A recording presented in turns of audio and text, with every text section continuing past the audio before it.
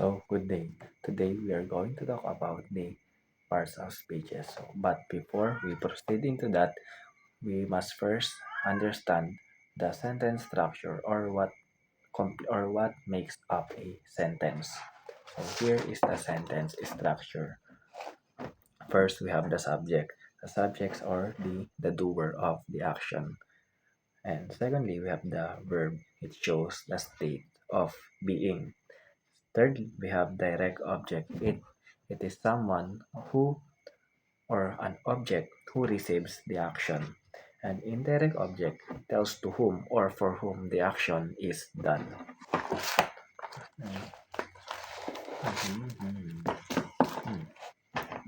So we have here the parts of speeches. So first we have the noun. A noun names a person, place, or a thing. So for example, Bien Marcy. Bien Marcy is a name. Gabaldon. Gabaldon is a name of a place. And a mirror or piano or is a name of a thing. So for example, the students read the book. So the students is the subject. They are the doer of the action. They read the book. So the students here is also the noun. So Alice chased the ball. So Alice is the subject and Alice is also the noun. That is the name of the girl. Chased the ball. Chased the ball.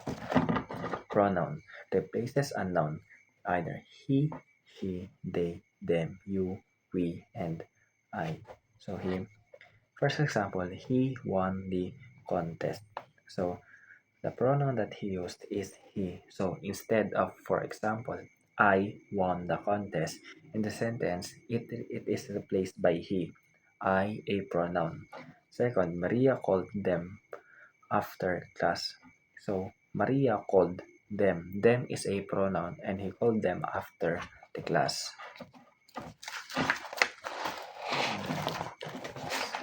The verb shows action or state of being.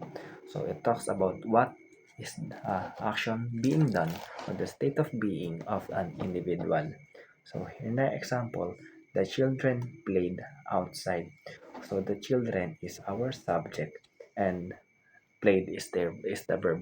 So the what are the children doing? They or what are the children done? They played outside. So played is the action. He is very happy today. So the the sentence is talking about the state of being of the subject or she. So she is is the verb or it talks about the state of being.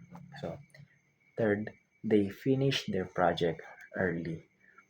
So the subject is they and the direct object is the project.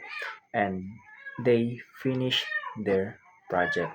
So finish is the verb because that is the action that they have done or they finish or talks about that they finish the project early.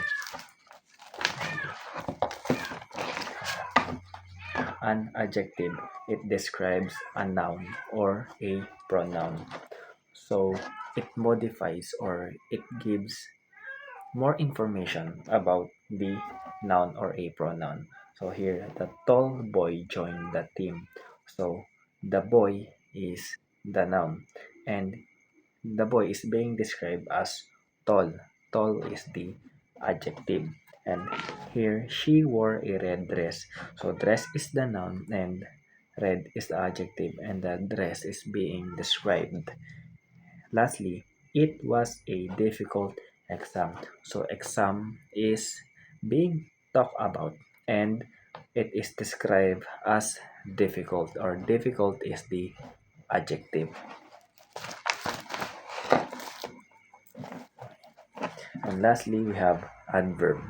It describes a verb, adjective, or another adverb.